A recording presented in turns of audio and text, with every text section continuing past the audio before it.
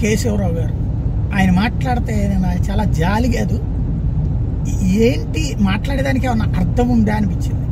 ఆయన కాంగ్రెస్లో ఒక వెలుగు వెలిగారు, సిడబ్ల్యూసి సభ్యత్వం ఇచ్చారు. తర్వాతన కాంగ్రెస్ పార్టీని సర్వనాశనం చేసిన వాళ్ళలో మొట్టమొదటోడు ఆయన.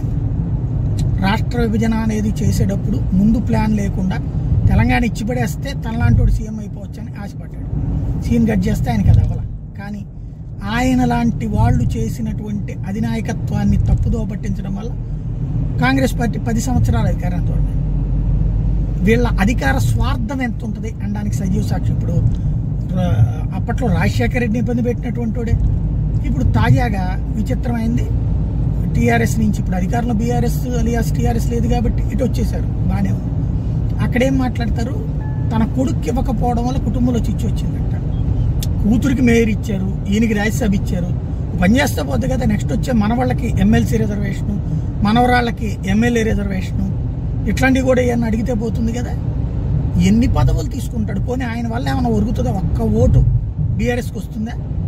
గెలిచినప్పుడు కేసీఆర్ వాళ్ళు, ఓడినప్పుడైనా కేసీఆర్ వాళ్ళే. కేకే వలన టీఆర్ఎస్ అలియాస్ బీఆర్ఎస్ కొరిగింది ఏంటి? ఓ రకంగా చెప్పాలంటే కాంగ్రెస్ పార్టీని వంచి కేసీఆర్తో ఒప్పందం కుదుర్చుకునేలా చేసినందుకు ఇచ్చినటువంటి గిఫ్ట్ అని చెప్పాలి. అది కరెక్ట్గా చెప్పాలంటే గిఫ్ట్ అని చెప్పాలి. ఎవరిచ్చింది అది? కేసీఆర్ ఇచ్చినటువంటి గిఫ్ట్. దాన్ని వదిలేసి ఇప్పుడు ఈ తరహా స్టేట్మెంట్లు